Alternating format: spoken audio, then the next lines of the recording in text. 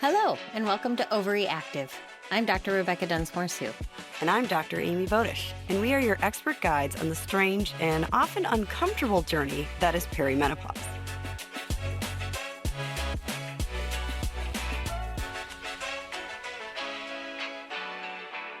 Hi, everyone. I'm Dr. Amy Voedisch. And I'm Dr. Rebecca Dunsmoor.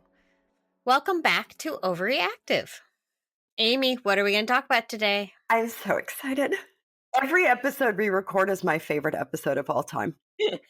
I mean, it's just too fun, right? I just think this is so fun. It is actually fun for us. So we're finally starting our hormone therapy series of episodes.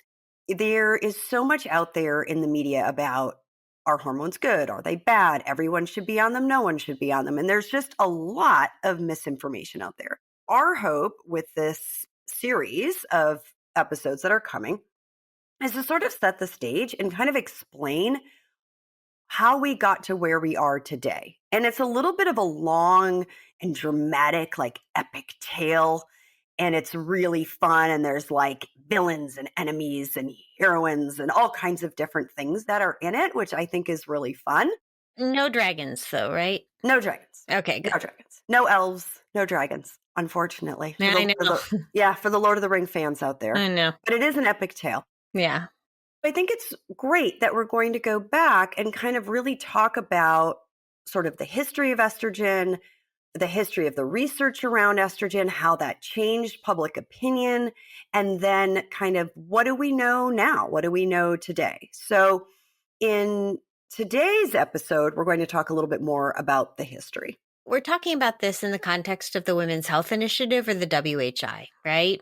Yeah. Why do we want to talk about this? Everyone thinks the study is now debunked, which is not really true. And we'll get to that in probably episode 2 or 3. But we want to talk about this because this is a study with really long arms, both in the popular press and among women.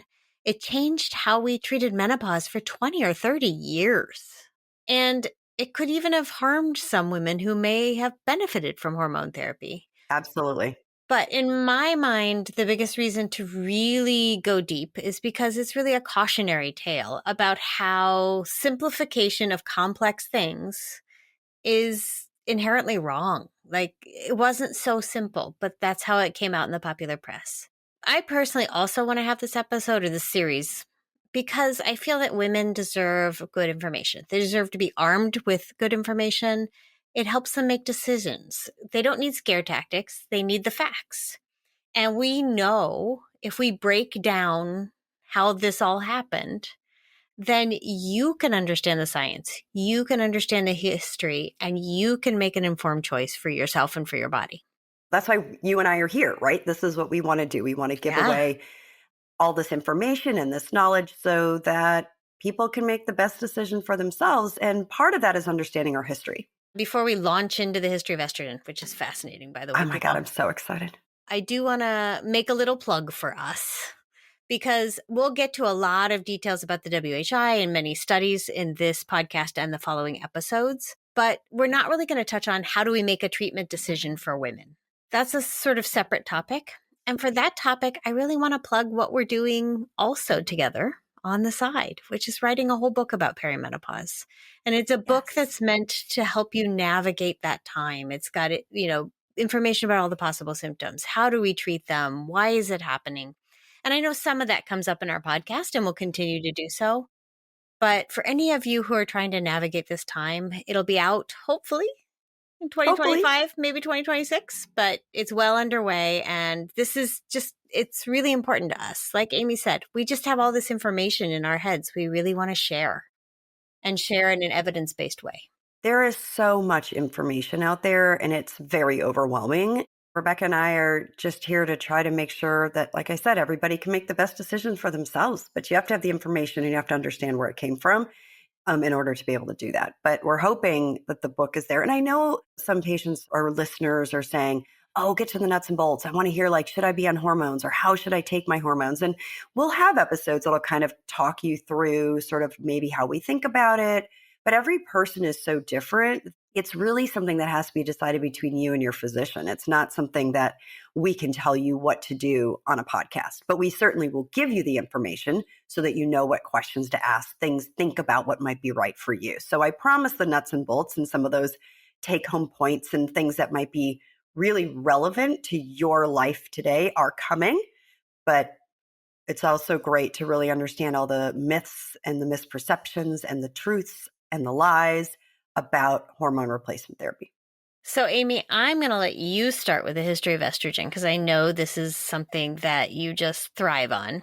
So, I want you to tell us a little bit about where did estrogen even come from? How did we figure it out? I think the history of estrogen is really fantastic. And the story and the arc of estrogen, it's like a 3-part series. So you go to see your movie and they have to set up the premise. And then in the middle, everything is a disaster. And then at the end, the third part, it all resolves itself. So the first part of the history of estrogen is that in kind of about the 1930s, 1940s, the first what we call like synthetic estrogen, meaning an estrogen that is developed in a lab and then is available for you to take, usually in a pill form, that then works at your estrogen receptors. Because up until this point, estrogen was something that was kind of made in your ovary, but we didn't really have a way to give you estrogen sort of outside of what your ovary was already making.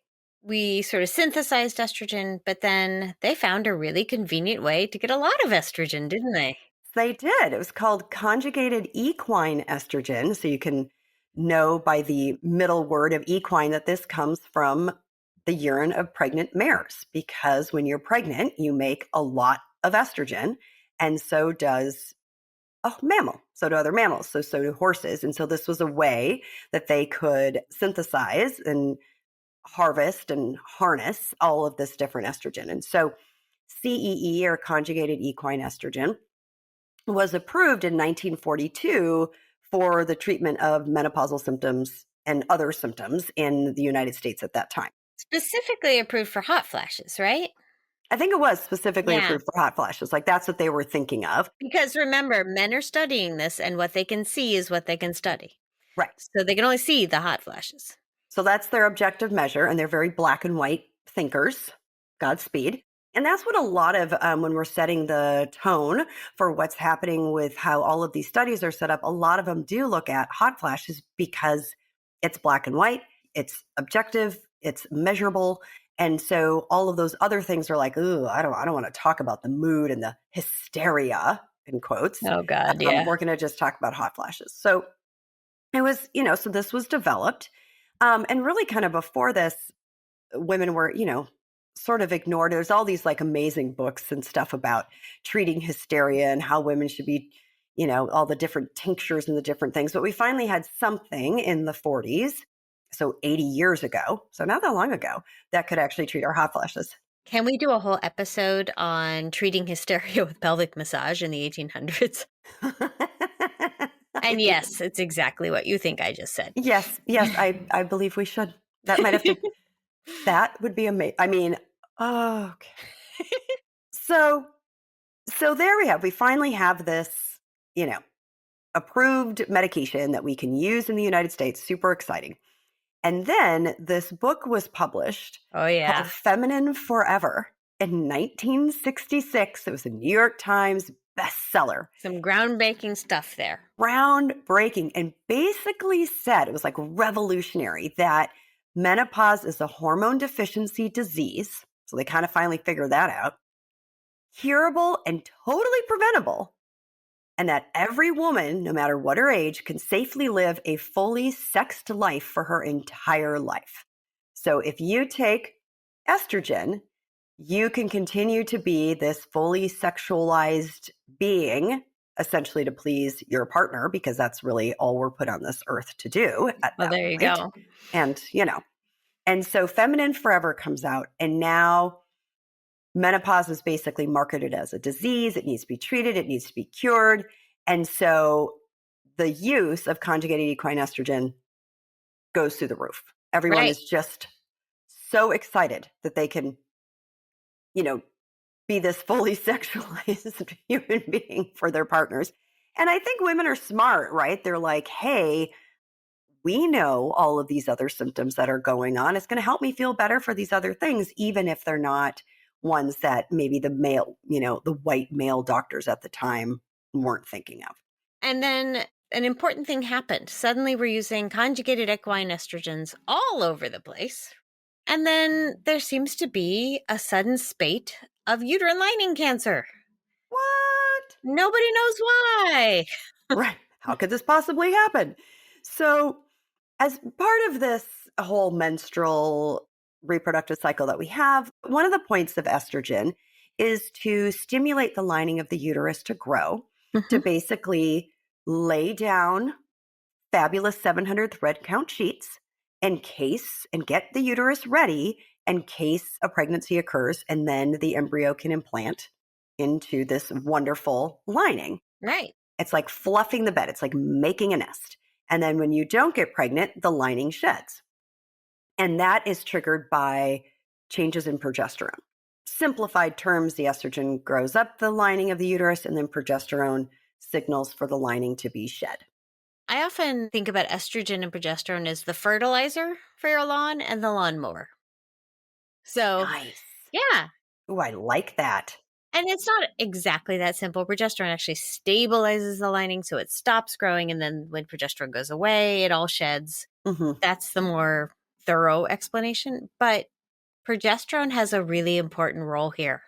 And guess what we were not giving women in the 40s, 50s, and 60s? Yeah, I'm only talking about the conjugated equine estrogen. Didn't Yeah. really think about the fact that we should pair it with progesterone or a progestogen. And so we have unopposed, that's what we call unopposed estrogen, meaning you're giving estrogen not in combination with a progestogen in somebody who has a uterus. We started to see like an uptick in cancers in the lining of the uterus. And so there was a slight blemish in the armor of the beauty that was estrogen. And so people are like, ooh, I don't know, maybe we shouldn't use that. Well, then they figured out that if you paired it with a progestogen, you were good to go. The risk of endometrial or uterine lining cancer went down. And so people began to use this combination. And so the number of prescriptions and a number of users began to rise. Yeah. And then somewhere in the 80s, I think you said it was 1988, the FDA also noticed that women who were taking estrogen were not developing osteoporosis. Right? So, estrogen really tells your body not to pull calcium out of your bone. It stabilizes that bone where it is. So, and osteoporosis is a huge health concern for Right. women. Fragility fractures, broken hips, loss of height, back pain, all of these things are really important. And so now we have two good reasons per the FDA to use estrogen, both hot flashes and osteoporosis. But I think also, women especially in the 80s started to talk and say, hey, this stuff makes me feel better. I Mm-hmm. deserve to feel better. And so even though we only had two indications, we started to use it in everybody. And especially in the 90s, when we started to get to observational studies. Observational studies. Observational studies are cool. You can Yeah. get some interesting ideas from observational studies. And so, what is an observational study? It's basically what it sounds like. It's a study where we are able to learn something from watching patients who are on a particular therapy or have a particular exposure, or just we're kind of seeing sort of what happens. Or we Right. may compare groups, but we're not doing an intervention. We're not taking groups of people and assigning them to you're taking this and you're not taking this, or you're taking this dose and you're taking that dose. This is saying, we have these patients, they're already out there doing X, Y, and Z. Let's compare these groups and see what we see. Yeah. And I think the really interesting thing about observational studies is on one hand, they can be really excellent. What they tell us about is real world use, right? Right. These are not specifically selected study patients with very specific characteristics. This is just people in the world doing what they do. And we can find out, well, what does this do in that real world use? The other side of an observational study is it's not very controlled. So there can be a lot of what we call confounding factors. So we don't necessarily know how different those patients are in this real world and what other things might be impacting how they respond to medications or what their Right. outcomes are. So there's sort of this tension between, well, it's kind of how we do it in real life, but also we're not controlling for all of these other things. And are we missing a factor that might be causing the outcome we're seeing?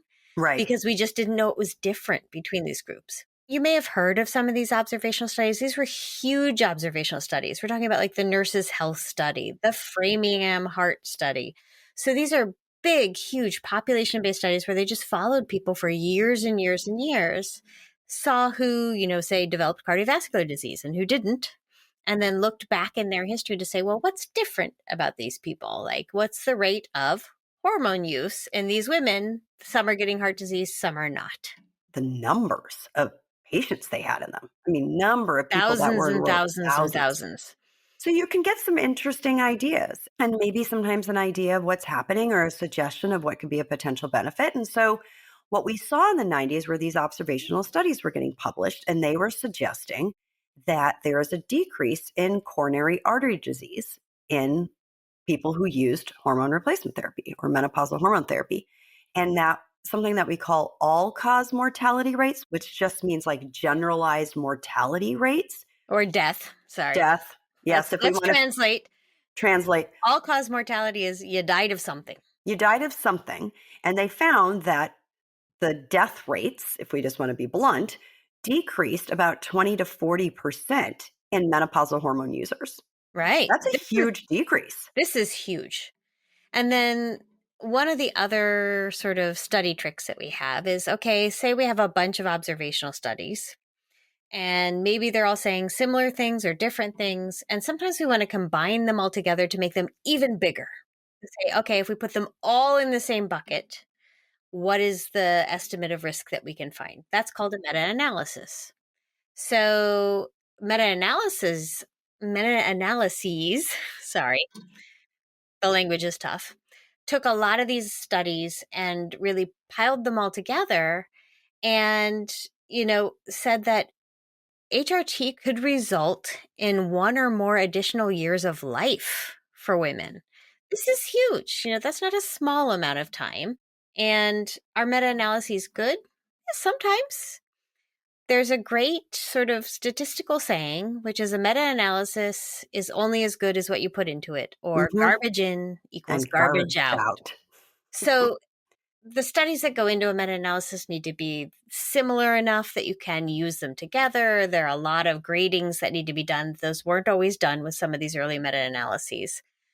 But it's a way to put even bigger number of patients into the bucket and ask it questions. Mhm. So So you're compiling or putting the databases and the results of all of these different studies together, and then you run another analysis mhm, over this giant, bucket or pile of data that you have. So you're kind of trying to see, can we pull in? Because some of these observational studies are little, some of them are really big. So it was kind of a way to say, okay, what can we learn? And so, to say that menopausal hormone therapy could potentially prolong your life by a year or more, it's a pretty big deal. and it's a pretty big deal and was just piling on to the positive data, right? Mm-hmm. Everything is roses right now. Oh, Hormone therapy is good for yes. everything. It makes everybody healthier. Everyone should be on it, is basically where Yep. we are at this point in time. So this is the mid to late 90s, if you kind of think back, depending on the women in your life who would have been 40, 50, 60 at that point. You can kind of think back to sort of what they were like. But at that point, really it was everyone should be on hormone replacement therapy, almost like regardless of what's Yeah. happening, with some exceptions. But in Right. general, it In was, general. And all these women were on the same hormone therapy. This is yes, important because all these studies are being done with the same medication, conjugated equine estrogens, medroxyprogesterone acetate. This is the combo. It had many names. The most famous is Prempro. This was the combo we had. yep, that was the one that you used. It's an oral medication. So an oral estrogen, an oral progestogen. The progestogen in this case is the medroxyprogesterone acetate that Becca said. And that's what basically everybody was on. Yep. And we'll get into details about the good, the bad, the ugly with the different routes of estrogen in another Right. episode. Yeah. One thing to understand about research and statisticians is that there's always better evidence to be had, right? Mhm. It's a constant It's quest. a constant quest. So, based on all these observational studies, they started to design what we consider the gold standard of studies. And the gold standard of studies is a randomized controlled trial. And I'm going to explain what a randomized controlled trial is. Again, I think we talked about it a little bit in our FACE episode. But a randomized controlled trial is where you take a group of patients and then randomly assign them into one group or the other. So either taking the active medication or taking a fake medication, a placebo. Sometimes you randomize between two different treatments. There are a lot of rules about how that happens.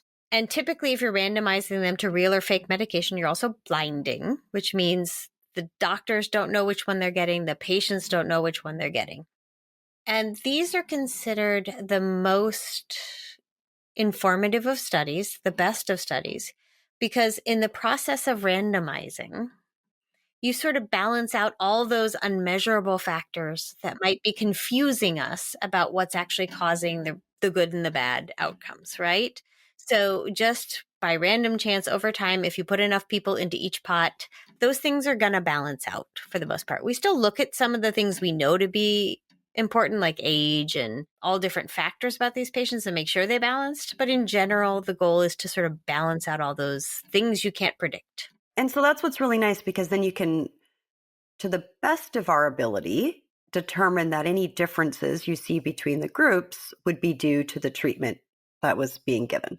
And there may be that there's no difference between the groups, in which case you would say this treatment isn't helpful for the particular thing that we're studying. Or if you're seeing a big difference, you can say, hey, this is really helpful. Or, hey, we didn't see a big difference in the outcome we were looking for that we were hoping to treat, but we are seeing all these side effects we weren't expecting.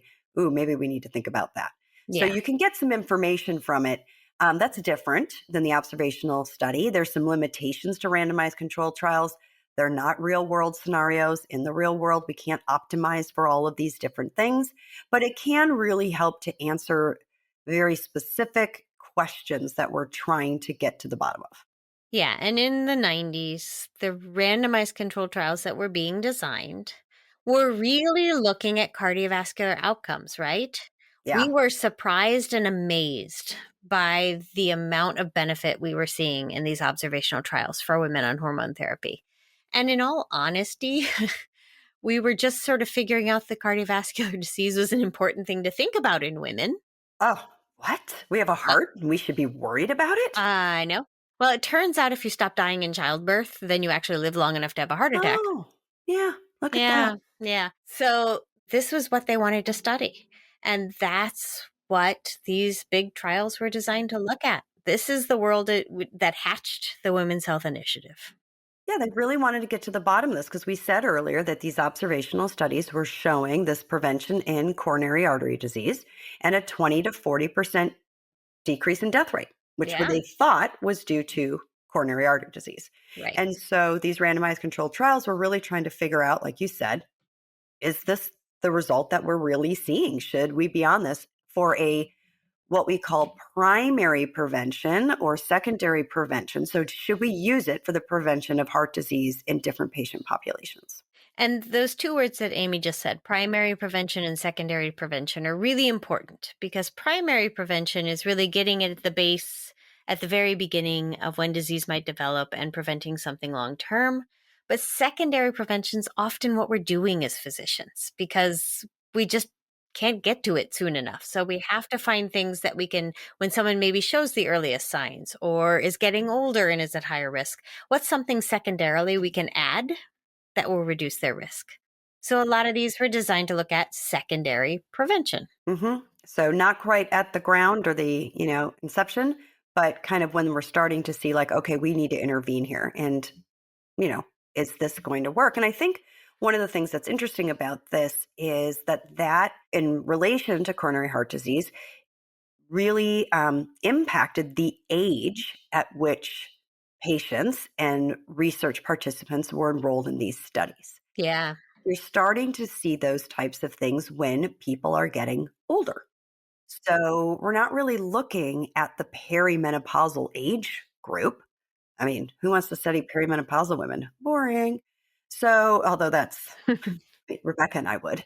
So a lot of these randomized controlled trials, the average age of enrollment was much older than when women are going through menopause. So Right. The WHI was not the first one out, was it? no. Mm-mm.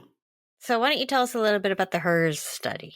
So the HERS study is the heart and estrogen progestin replacement study. I mean, say that fast 3 times. So this is a secondary prevention study. It was looking at estrogen's ability to either slow down or reverse the progression of coronary heart disease. So these are people who are showing signs of coronary heart disease, and we want to see if estrogen can stop it, or even, because we're forever feminine, can we age in reverse and bring us back to the heart of a 30-year-old? Was anyone thinking about how estrogen works and what the mechanisms involved were when they're designing this stuff? Yeah. I don't know if they really had a true understanding, because that would actually mean that you were studying and understanding the biology of women and how we're Oh, different than men. And sorry. that Foolish of me. I don't know what kind of rainbows and unicorns you thought the world was at that point, but no, no. So what did it actually show? So in this, they were the same combination of medications. So people were randomized to taking conjugated equine estrogen and the medroxyprogesterone acetate daily versus a placebo, so versus the fake medication. And the average age of enrollment is 67 years old. And the results showed evidence of an increase in cardiac incidence in the first 1 to 2 years of use. And it was then not recommended to use menopausal hormone therapy for secondary prevention of coronary heart disease. All right, but this disagrees with our observational studies, right? I know. Although, as I like to remind people, the observational studies were on women who started taking hormones for symptoms. When do you have your symptoms, Amy? Do you have it at 67? You do not have your symptoms usually at 67. You're Yeah, going to have your symptoms in your late 40s, your early 50s to mid right. 50s. Like 45 to 55 is sort of your peak, age for having symptoms. Now, there are people on the extremes of both of those, of course, but that's sort of in general. Yeah, so totally different patient population. Totally different patient population. So the WHI was actually conceived to study cardiovascular prevention. So it was to look at more primary prevention. I mean, not at the real ground floor of preventing heart disease in your 20s and 30s, which is what we should all be doing. But really, these were meant to be women with no evidence of heart disease. And if we give them estrogen, can we prevent the development of heart disease? A very valid question, right? Right. Yeah, absolutely. To determine that, you need a really big study. So you're not Big, going to go huge. out and recruit a very small window of people. You're going to No, recruit menopausal women, huge age range. huge age Huge. range, because they were just saying, these are women who don't already have evidence of cardiovascular disease. They were really thinking, they're thinking maybe they could be 65 and still have a great heart and we can still prevent this. Right. So huge age range was And enrolled into these the were study. not necessarily symptomatic patients, No, they might have had no hot flashes. right?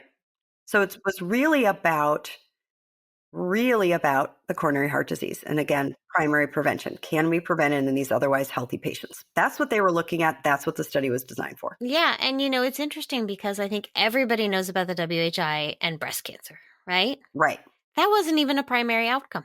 No, it was not. It wasn't designed to look at that and to address that question. No, that was what we call a secondary outcome. And secondary outcomes are really important in studies like this. So if you're going to spend the money to design a massive study Right. with thousands of women. And the WHI was a massive study. It was tons of enrollment. It was across the nation at a variety of different academic centers, and it was really expensive. Yes. So if you're going to design something like that, you want to get as much information from it as possible. So you don't just track your primary outcome, that heart disease. You track it and you track all aspects of it. But you also then make a list of other things we should be tracking to find out about. breast cancer, uterine cancer, colon cancer, like all the other things that might Dementia, impact women, right? dementia, Cognitive decline, bone mhm, health, bone health, osteoporosis. all the things. What people don't realize is that when you're designing a study for a primary outcome, you decide how many patients you need and how long it needs to run and all of those things based on that outcome. The rest of the outcomes are secondary. You don't change the numbers for those. So you don't power for those. They're not the question of interest. Those secondary outcomes are all meant to stimulate future studies. They might give us some information that tells us what the next study is supposed to be. And, I think that's a really important point because this study wasn't here to tell us about breast cancer. No, it was It not. wasn't designed in the right way to tell us about breast cancer. They didn't enroll and randomize the patients to tell us about breast cancer. No, That was just a secondary question. And so when they stopped because there was more breast cancer, that just brought up a whole host of questions. But that wasn't what they were designed for.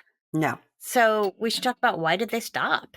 So WHI, Women's Health Initiative study, they were broken up into different groups, right? So it was people who were taking only estrogen, and those would be in patients who didn't have a uterus.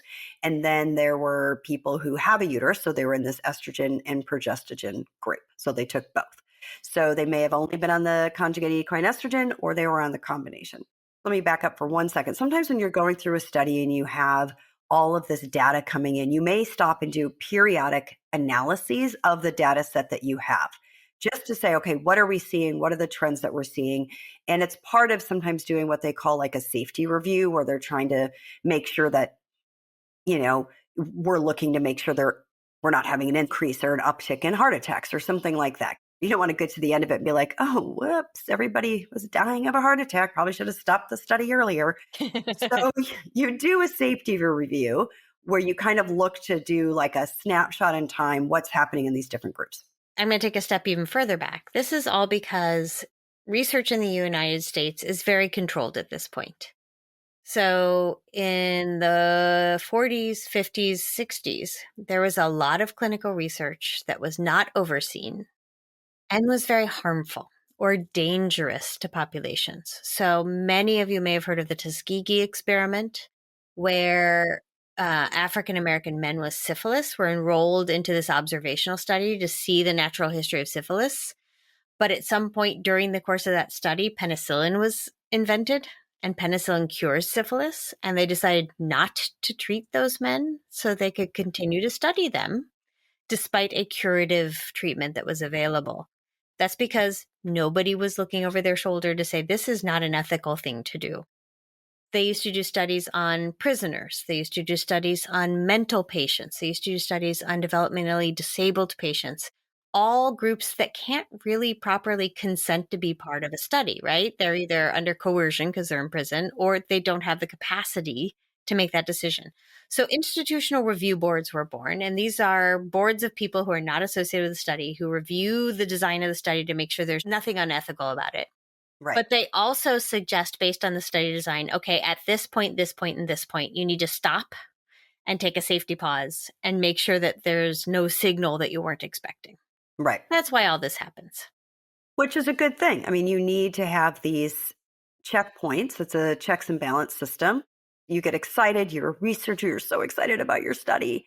You don't want to do a safe. You're like, no, we have to continue. But you're like, you have to do it because you need to make sure that you're being safe for your patients and who's enrolling in the study. These are all good things. I continue to do clinical research. So do you. It can be painful sometimes working with the IRB, but they're there to protect patients. They really, yes, when you get your fifth revision back and you're thinking, my God, I'm never getting this study up and off the ground. Yeah. And you're like, I think these people have been put on earth to single-handedly just make my life difficult. You're like, no, let's back it up. Yeah. A really good book on this, if people want to read, you probably already have it, was been out for a long time, but it's The Immortal Life of Henrietta Lacks. And that's just a really great book on kind of this history of these really harmful research practices that we used to do to the vulnerable people in our population. So with that, the WHI had a mandatory safety pause Yep. and review. What they found was in the group of people who were on the estrogen and progestogen, that there was a slight increased risk of breast cancer. So they had more cases of breast cancer in that group. In the people taking the real medication compared to the people in the placebo arm of that same group. Right. This was just a quick and dirty analysis. They didn't control for things. They didn't, do fancy statistics on it. They just said, look, the rates are different. And they're statistically significantly different. And we need to stop Yes.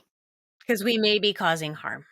That's fair. That's fair. So they're concerned, they're worried it's causing harm. So they decide they're going to stop doing the study in that arm, the estrogen progestogen combination arm. And Amy, did they then take that data and analyze it carefully and publish it? No. No. What did they do instead? They held a frickin' press release. I mean, what would you do? I would totally go on the Today Show and talk about this when I haven't done an actual analysis of it. Yeah. And that's what happened. I was a third-year medical student at the Mayo Clinic. I was on my OBGYN rotation. My professor, Dr. Andrew Green, I was supposed to be shadowing in clinic. We couldn't do anything that day because no one could. They held a press conference. It was all over the Today Show, and the phones were ringing off the hook. It was like the most dramatic thing that's ever happened in like the history of OBGYN, like in modern times. So here's a question for you. Is the Today Show the correct vehicle for releasing medical research information? No, it is not. And we still struggle with this to this day. We have an episode you probably have already listened to about IUDs and breast cancer. In reviewing those papers, the only reason they were picked up was because it had a sensational headline. And the headline wasn't even actually correct, but it made it to the New York Times, right? Right. So I understand the press. They see something sensational. They say, oh my God, they're increasing cancer. We have to tell everybody. That's their job. But it's our job as researchers and doctors to say, hold on a minute. We haven't fully fleshed this out. We probably shouldn't be talking about this in public until we do a little more analysis. Right. They had already stopped the study. So it's not like they were continuing to hurt these women. Right. If that's what was really going on. That's not how they went about it. And it became very sensationalized. And it really frightened people. Yeah, rightfully so. Right. And it had an impact for the next 20 years on women's health care. And it's understandable that it frightened women because, these are women whose mothers had been harmed by thalidomide.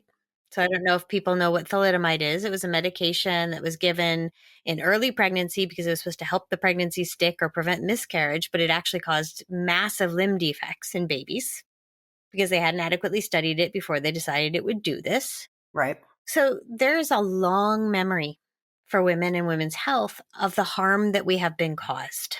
Right. So of course it scared people, right? Yeah, absolutely. Now, we have yet to talk about what the study actually showed. But sort of like all of us who were doctors during the release, we're going to make you wait for that because they made us wait quite a while before they actually published a paper with the numbers in it. And that made all the difference. Yeah. So this is a series because there's just so much to get through. It would be a 5-hour podcast if we tried to say it all today. Right. So episode 2 is really going to address the data. What did the first publication show? How has that been critiqued over time? How have we reinterpreted that first data? And then we're also going to delve a little bit into what we've learned since then. How have they redivided the study groups up? What did we find out when we followed up all those women 20 years later? I sometimes find myself kind of maligning the WHI study because I'm very frustrated with the way that information was rolled out. And you catch me on a grouchy day where I woke up on the wrong side of the bed, I'll basically like, this is the worst study that's ever happened. And it's not the worst study that's ever happened. It was actually a very well-designed study. For what it was looking for. But the problem is we're trying to extrapolate the information to other populations or other scenarios that maybe it wasn't necessarily designed for that. But I think it's important to really talk about what was awesome about this study, the fact that it keeps on giving, that we are getting. I mean, we continue to learn about women from it. We do. We really do. And so there are some really great things that come out of that, that come out of that study. And I have the pleasure at Stanford of working with one of the original researchers on the WHI study, Dr. Marcia Stefanik. And she'll tell you, this is what we were looking for. Right. And this is what we were trying to do. And she wasn't one of the ones who was doing the, press release Yeah. and, Today Show stuff. And because there were a lot of researchers on this study, huge number.